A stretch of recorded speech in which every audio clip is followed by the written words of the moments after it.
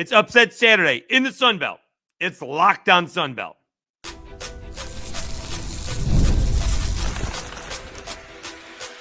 You are Locked On Sun Belt, your daily podcast on the Sun Belt Conference, part of the Locked On Podcast Network, your team every day.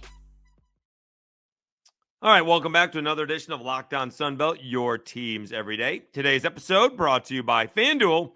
Right now, new FanDuel customers can get $150 in bonus bets if your first $5 bet wins. All right, we'll get back to the baseball previews later on in the week, and hopefully we'll get some more coaches to do them. Still have a couple of more to go that we have in the can, as they say. We do have a four-way tie for first place, thanks to Troy taking down Arkansas State, JMU winning, and South Alabama winning, and App State and Marshall with some tough losses. Bad weekend to have a loss. All right, but the headliner was on Saturday, and it was Troy. Excuse me. It was Troy taking on Arkansas State, and again, a sold-out arena in Jonesboro on ESPN2. And I do want to say this. It was a close ball game, and around the 5-minute mark, we did go back and forth for a little bit. I want to be specific on when that was. Right at the 5:15 mark. They went back and forth on a couple possessions. Don't mistake a close game for a good game, at least offensively. Maybe you think it was well defended. All right. A couple of guys shot the ball well. Maybe the defense, was that good. I don't know if it was that great a ball game. It was a close ball game, that's for sure. And statistically, outside of the free throws, this game was incredibly close. If you don't already know, Troy did beat Arkansas State 71-70. Arkansas State had the lead at half, 34-30, and Terrance Ford came out to begin the second half and gave him a 7-point lead, and basically Troy took over from there.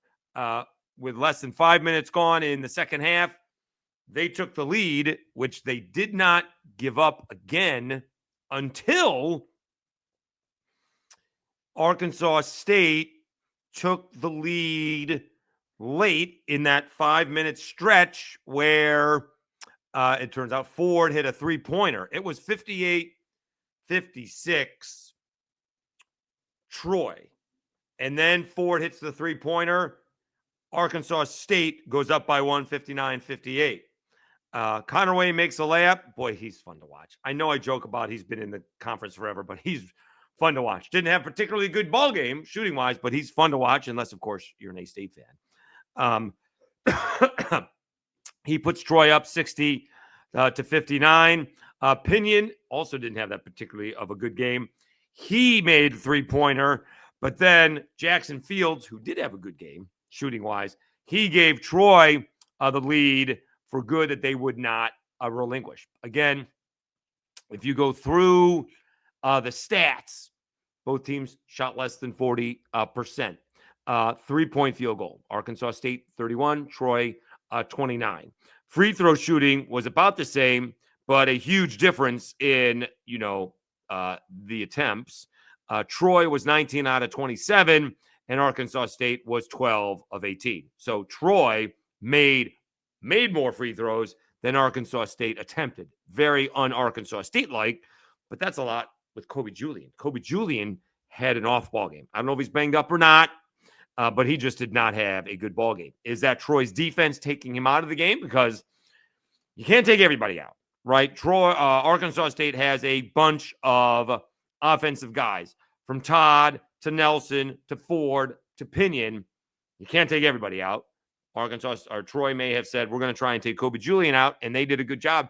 Not only didn't he have a good game offensively, he didn't shoot it very much. 7 times is not a lot for Kobe Julian, and he did airball the last chance three-pointer at the end. But again, these stats, Arkansas State did out-rebound Troy 43-35, but even the defensive reboundings were about even. Arkansas State, with their rebounding edge, should have more second chance points. But statistically, the game was really close. Again, I would contend that doesn't necessarily mean it was a very well-played ball game. Terrance Todd was 6 of 17. Terrence Ford was 6 of 14. Joseph Pinion, 3 of 10, right? Connor Way was 5 of 13, just 1 of 6 from 3, right? Jackson Fields had a really good ball game, 6 of 9 from the floor, 5 of 7 from 3, and 8 rebounds in 23 minutes. That is what we call efficient. Nelson had a good ball game, 14 points, 6 of 8 shooting, right? He doesn't shoot it from much more than 3 feet away. Also grabbed 14 rebounds, but even in his case, he had 10 rebounds in the first half, only grabbed 4 in the second half. And I say this all the time, it is tough to win on the road. Give a ton of credit for Troy for controlling this second half in Jonesboro. Huge crowd, which I love to see. I think they're averaging over 5,000 fans per ball game. Arkansas State had a 15-game home winning streak instead of a 2-game cushion, or at least a 1-game cushion, I guess. Now it is a 4-way tie. There is actually a Twitter handle who I guess is trying to figure out the tiebreakers. It actually has, press here to figure out the tiebreaker, but you got to get to that spreadsheet to get that far. We're not quite there yet. We still have a couple of weeks left to go before we have to worry about tiebreakers. And I still think they're going to play themselves out. But again, don't look now. We'll get to that here in a moment. But could JMU sneak their way into the number 1 seed? And we'll get to South Alabama here in a moment. But, congratulations to Troy. That is an enormous win. All right. And we're going to talk about how close these teams really are. Because a couple of weeks ago, it was like, Arkansas State is I saw someone put it out there. Arkansas State is head and shoulders above everybody else. And I was like, well, they're better, I thought. Not that much better. And although South Alabama is tied for the top spot, they have eked out some victories. All right. So congratulations to Troy. We'll see if Arkansas State can bounce back. South is going there. That's a great way to bounce back for them. So we will do that when we come back, right after I tell you about FanDuel.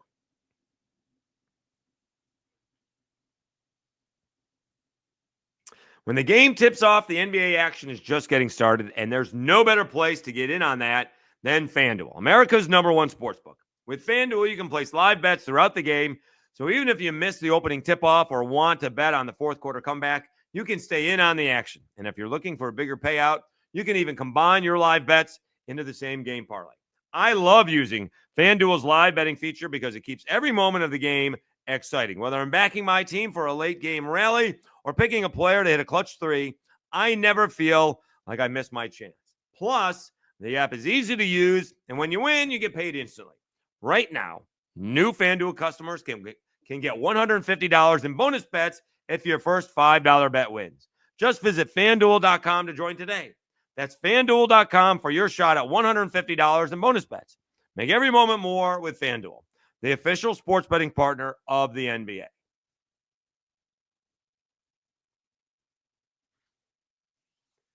All right, Dave Schultz, Lockdown Sunbelt. Your teams every day. We had Troy beating Arkansas State. We have a 4-way tie for first place. And South Alabama with another win and move on, come from a head victory. As it turns out, they take down Texas State, and that just would have been an ugly loss. Maybe that's a bad matchup because Texas State has so much more size than South Alabama does. South Alabama wins it in overtime, 70-65. We'll get to that game here in a second.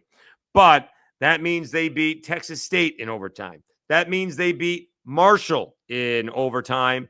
And they had beaten Troy in a ballgame. They led by 20, but probably kind of got bailed out late by a foul call and beat them by 1. All right. And again, you guys are going to call me nuts, but it's amazing and how close some of these games are. And we can go back to the Super Bowl. All right. The Eagles hammered Washington. They hammered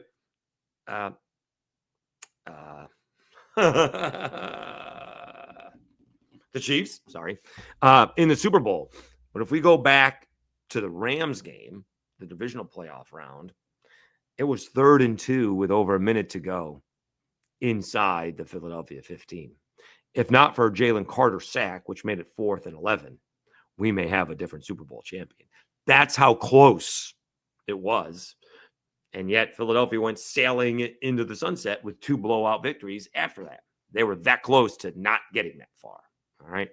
And so now South Alabama has been on this kind of roller coaster where they look like they were heading to an easy number 1 seed, and then they're getting swept by ULM. Like, they're not going to be a top 4 seed, meanwhile, a top 2 seed. And now they have reeled off a few big wins. They took care of the Cajuns, which they barely did that. They took care of Coastal Carolina, which wasn't a problem. They had and needed overtime against Marshall. And they needed overtime against Texas State, which, again, Texas State, maybe just a bad matchup because they've struggled all season long. And that was a huge ball game because, of course, South Alabama wanted to be in a position whether Arkansas State won or lost. South Alabama's game was before Arkansas State. So you wanted to be in a position to at least tie them. And if Arkansas State happened to lose, now you can, now if you go in there and win, now you've won the tiebreaker. You've swept Arkansas State. All right. So even bigger. Quickly in this ball game, Barry Dunning Jr., Mr. Mobile, if you will, did go to a couple of places, Arkansas and I think UAB first, but South Alabama scored 70 points, and that's in overtime, including 10 in the extra frame. Barry Dunning Jr. had 34 with 11 rebounds. Eli Ormiston, who has fought his way into the lineup, didn't shoot it all that well from the field, but made 9 of 10 free throws, had 15 points. And those are the only 2 guys in double figures. That's such an odd ball game, such a weird ball game, as those 2 guys are the only 2 major scorers. Miles Corey at one point in time led the league in scoring, had 8 points, only shot it 5 times. Like, he has lost his confidence in a big way. Tylen Pope had a big ball game, 20 points, 15 rebounds before eventually fouling out. And Dylan Dawson had 10 points for Texas State. So South Alabama improves to 10-4. They're tied for first place. Texas State drops to 6-8. Also tied for first place is JMU. And we sort of saw this coming.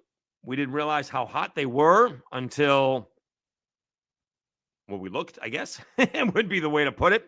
But JMU hung on the road in a big way, 74-73 against Coastal Carolina, a win and move on. Let's see how the game, I didn't have a chance to watch that game. Let's see how that game ended. Coastal Carolina had a 9-point lead halfway through the half. And JMU took control, and about 3 minutes to go, Coastal Carolina had a 4-point lead. Had a 4-point lead with under 2 minutes to go, with a minute to go, and they got outscored a little bit, 70-66 with a minute 12 to go. Mark Freeman made a 3. Rasheed Jones missed. Mark Freeman made 2 free throws to take a 71-70 lead, and Joshua Mayo missed a layup. Freeman made 1 free throw, made another free throw that made it 73-70. And then it was a turnover, and they made a free throw. Rasheed Jones made a late 3 for the 1-point game. So JMU went on a, what is that? An 8-0 run before Coastal got a garbage 3. Wow. An 8-0 run, down 4 with a minute 12 to go after a Coastal Carolina bucket. That's crazy. And again, we have talked about this for a little bit now, mixed in with our baseball stuff. JMU just doesn't have a tough schedule. They have a couple of ball games at home now.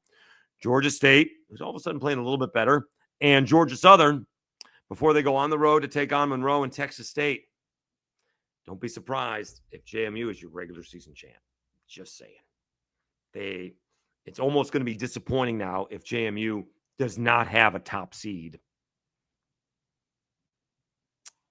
a top first or second seed, because Arkansas State or South Alabama is going to lose. And we'll see if they lose any more than those two games, than that game. All right, we'll see how that shakes out, right? And I don't think they played well. South Alabama beat JMU. If they end up in a tie, they're tied now, and it's not going to be tied later.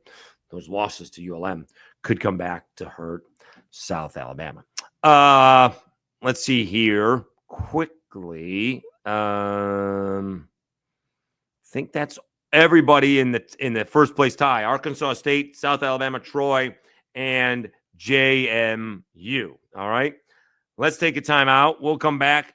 A couple of teams with some bad losses that could have put them in a position to compete for not only a shot at the semis, a quadruple bye, I guess they're talking about, or maybe all the way to the quarters, as App State and Marshall both fall. We'll do that right after this.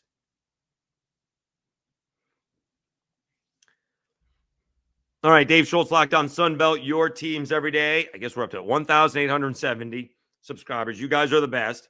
Again, I think we have 3 more baseball coaches in the can, as they say. We'll get to them this week. Hopefully, we will get the rest. I don't know if we can do all 6 on Wednesday, but we'll see if we schedule them. It's going to be tough to do over the weekend. Those are my next days off, but we can do them at night. I'm willing to absolutely do them in the evening after practice and after I am done with work. So I'll make myself available when I can. And so hopefully you guys are enjoying them. I know weekends don't get quite as many views, but they are out there. And I've appreciated talking to all the baseball coaches.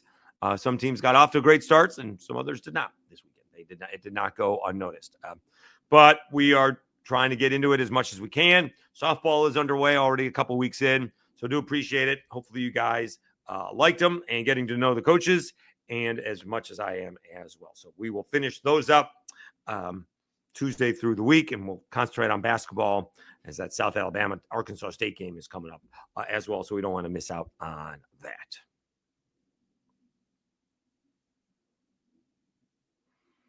All right, Dave Schultz, Locked On Sunbelt, your teams every day. All right, let's see what else happened. Well, App State and Georgia State happened, is what happened. Georgia State took down App State. And all of a sudden, what's gotten into the Panthers and playing better defense. They took down App State 70-65 in Atlanta. They have won 4 in a row and 5 out of 6. And maybe we see Georgia State make a little bit of a run in the tournament. Remember, as much as we're pumping up in baseball, you don't have to have a great tournament, and it doesn't come down to one weekend. Well, it does with the Panthers. So everything to get it a good seed, they're doing their best. I don't know if they can get a top 4 seed, but maybe right after that. To where they have to only play 4 ball games. I don't know. We'll see what happens if they get a top 4 seed. That may be pushing it. But they are playing better basketball. And with App State, you don't have to score a lot of points. The big key here is Georgia State's defense, which has been really awful all season, was really good in this ball game, holding App to just 65. I know App State doesn't score a lot of points, but that hasn't stopped Georgia State from giving up a lot of points. In such situations. Held Miles Tate in check, 16 points, 7 rebounds, 6 assists. That's still a pretty good Miles Tate ball game. CJ Huntley, 14 points and 10 rebounds. App State kind of did App State things. Shot 45%, shot almost 38% from 3. Did not take a lot of free throws. 4 out of 6 from the line. That is not a lot of free throws. Cesare Edwards had 24 points, 11 of 19 shooting. Tenari Lane only 2 out of 7, still had 10 points. Let's see here. McMullen had 10 points. Malachi Brown had 11. 4 out of the 5 starters for Georgia State were in double figures. And maybe the difference was free throws. They didn't shoot them all that great. In fact, the same 67%. Georgia State was 12 out of 18 from the free throw line. So they were 12 out of 18. App State was 4 out of 6. That is a brutal loss for App State, although there's not that big of a difference now. App State drops to 9-5. Georgia State is 7-7. So not that huge of difference. Marshall, all of a sudden, after putting themselves in a position, has now lost a couple in a row. They lose to South Alabama, and now they have lost to the Cajuns. Where did that come from? They lost. In fact, that kind of got blown out. 79-68. Kind of wonder, did they lose the same game twice?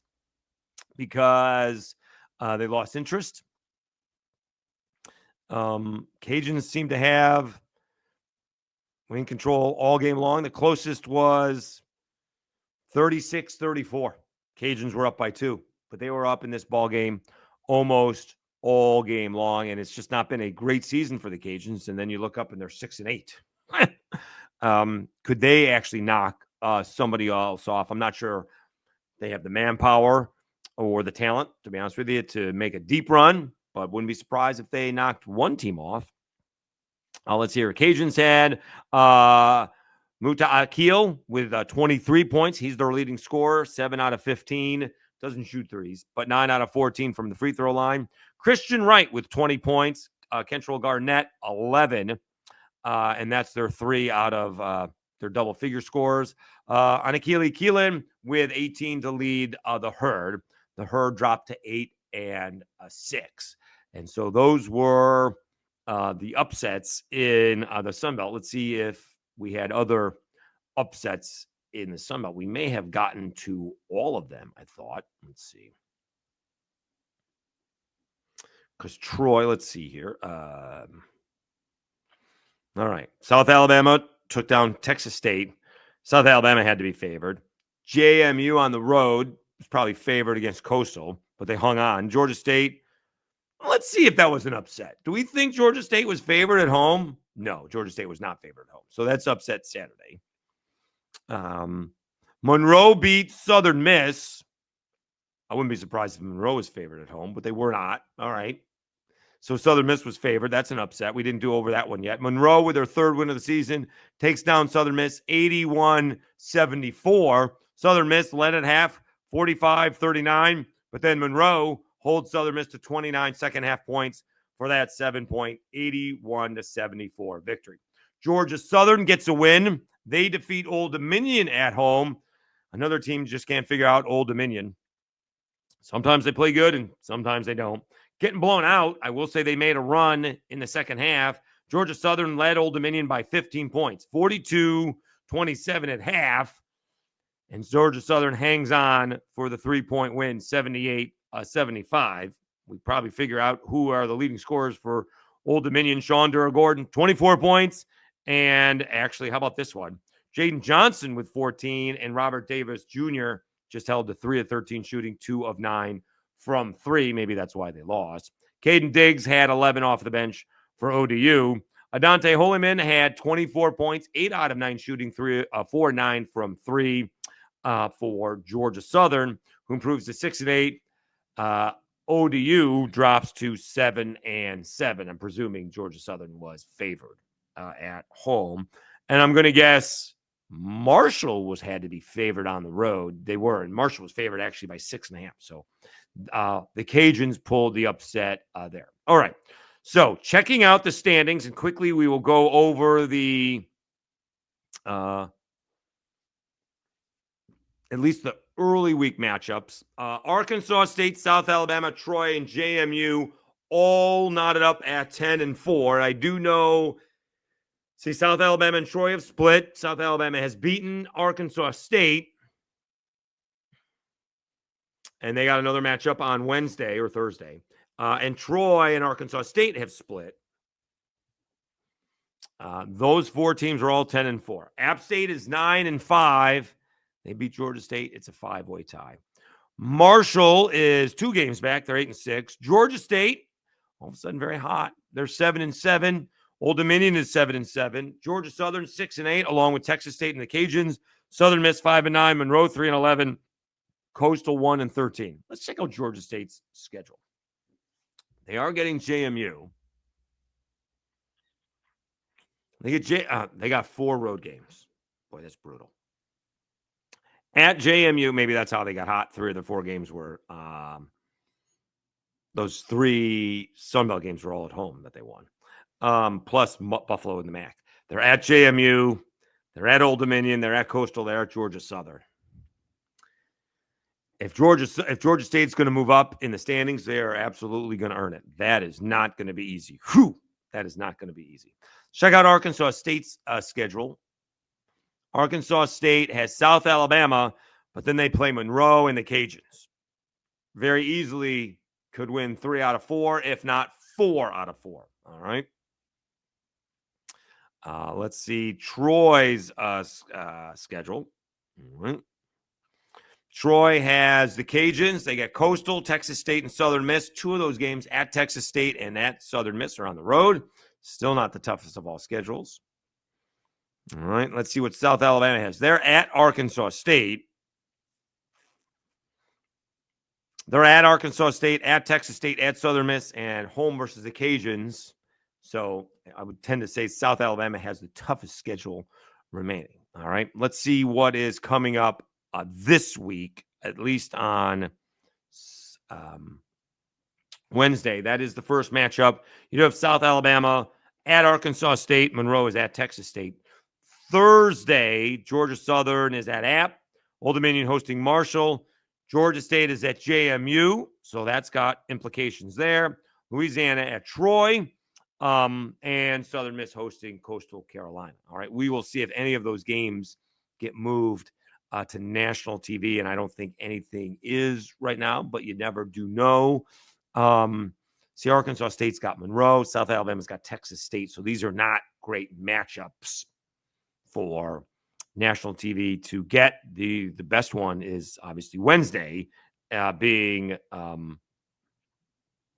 South Alabama and Arkansas State, if they wanted to put that on national TV, but it may be a little bit too late for that. All right, so we certainly have a fantastic finish. We will see again. It appears it's going to play itself out.